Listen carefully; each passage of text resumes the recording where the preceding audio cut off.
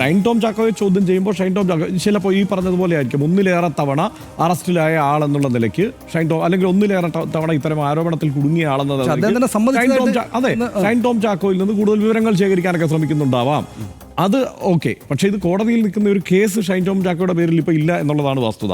മറ്റൊന്ന്, ഇപ്പോൾ ഈ ഖാലിദ് റഹ്മാൻ, അഷ്റഫ് ഹംസ എന്നിവരെ പിടികൂടിയ രംഗം എങ്ങനെയാണ്? അവരെ മാധ്യമങ്ങൾക്ക് മുന്നിൽ പ്രദർശിപ്പിക്കാൻ വേണ്ടിയിട്ട് കൂടിയാണ് പോലീസ് പിടികൂടിയത് എന്ന് തോന്നിക്കുന്ന രീതിയിലായിരുന്നു ആ നടപടിക്രമങ്ങൾ മുഴുവനായിട്ടും.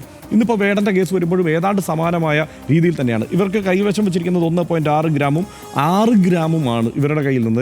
അതായത് അത് ആദ്യത്തെ കേസിൽ 1.6 ഗ്രാമും വേടൻ്റെ കയ്യിൽ നിന്ന്, അല്ലെങ്കിൽ വേടൻ താമസിച്ച ഫ്ലാറ്റിൽ നിന്ന് അവർ 9 പേരുള്ള, ഇതിൽ ആരാണെന്നും പറയാൻ പറ്റില്ല കേട്ടോ. അപ്പോൾ ഒരാളെ വെച്ച് ഇത് കണക്ക് കൂട്ടിക്കഴിഞ്ഞാൽ ആ അളവ് പിന്നെയും കുറയും.